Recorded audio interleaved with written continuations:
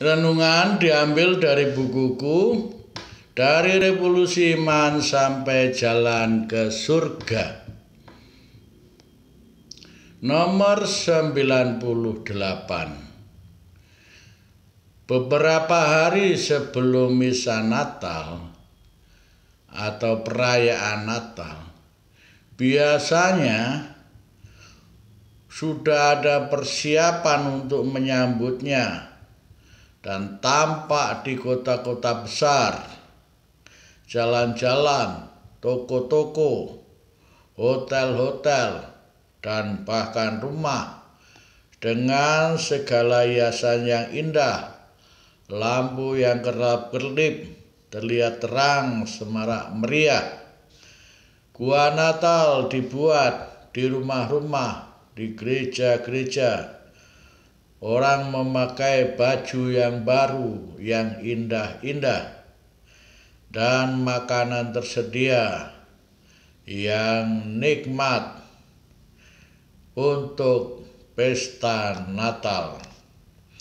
Bahkan bila pesta dirasa kurang mantap, pada saat Natal ekumene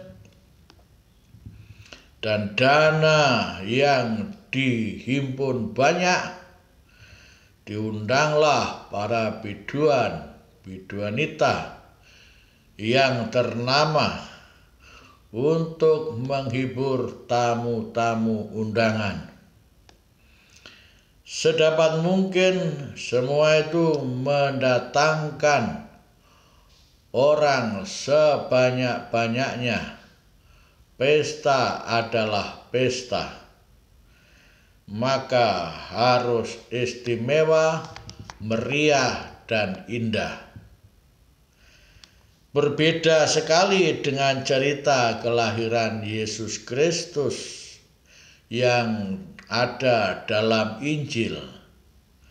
Maria dan Yosef pergi ke Nazaret, ke daerah Yudea di kota Betlehem. Mereka mendaftarkan diri dan tiba waktunya Maria untuk bersalin. Tetapi tidak ada tempat untuk menginap mereka. Lalu tinggallah mereka di dalam gua, kandang hewan. Disitulah Maria melahirkan seorang anak laki-laki dan dibungkusnya dengan lampin, sebagaimana diceritakan dalam Injil Lukas bab 2 ayat 1 sampai 20. Di daerah itu ada para gembala yang menjaga ternaknya di waktu malam. Tiba-tiba seorang malaikat berkata, "Jangan takut, sebab sesungguhnya aku memberitakan kepadamu kesukaan besar untuk seluruh bangsa. Hari ini telah lahir bagimu Juru Selamat, yaitu Yesus Tuhan di kota Daud." Lalu berkumandanglah pujian para malaikat. Para Majus pun datang oleh petunjuk bintang yang cemerlang. Mereka membawa persembahan harta bendanya, emas, kemenyan, dan mur, seperti diceritakan dalam Injil Matius bab 2 ayat 9 sampai 11. Hari Raya Natal merupakan perayaan peristiwa besar, walaupun dalam iman Gereja Katolik yang terbesar adalah Paskah. Namun, Hari Raya Natal lah hari raya keagamaan yang paling populer di dunia. Bahkan semakin banyak orang yang bukan Kristen turut merayakannya dengan tulus dan gembira. Memang ada yang sekedar ikut-ikutan, solider, dan menganggap sebagai kesempatan untuk bersenang-senang. Bahkan ada pula yang anti dan menganggapnya haram. Ada yang menjadikannya sebagai peluang bisnis dan sebagainya. Apapun, sejauh kita mengutamakan perayaan yang material belaka, Natal kita menjadi keliru. Tetapi bila kita merayakannya dengan kemeriahan hati, itulah yang tepat. Dengan itu berarti segala pesta yang kita adakan merupakan cerminan pengungkapan hati yang yakin, hati yang gembira, hati yang sungguh-sungguh bersahaja karena Yesus solider dengan umat manusia. Peristiwa ini sebetulnya sesuatu yang tidak lazim. Bagaimana Allah hadir ke dunia menjadi manusia? Itu karena kasih-Nya.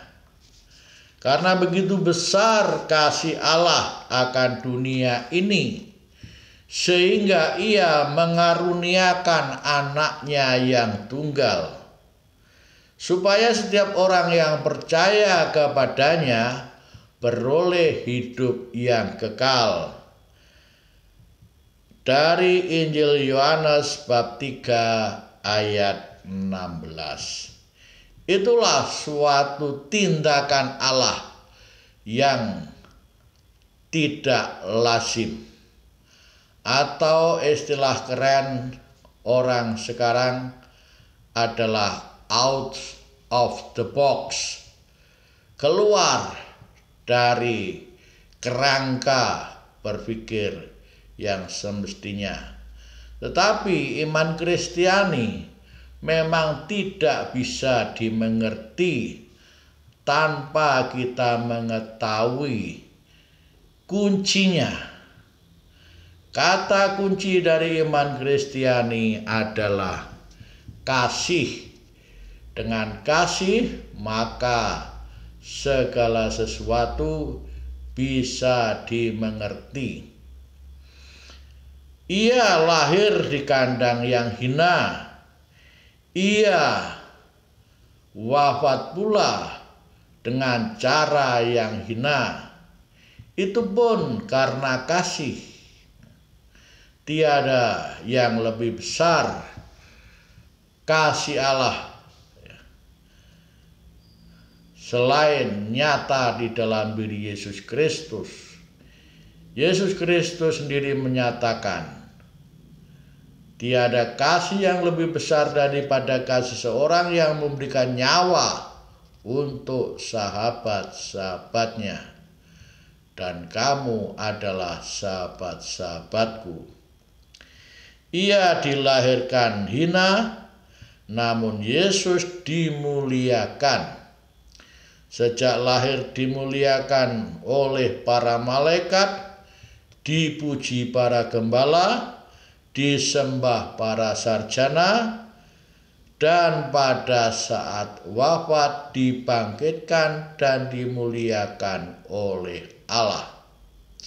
Semoga kita selalu menyembah dan memuliakannya.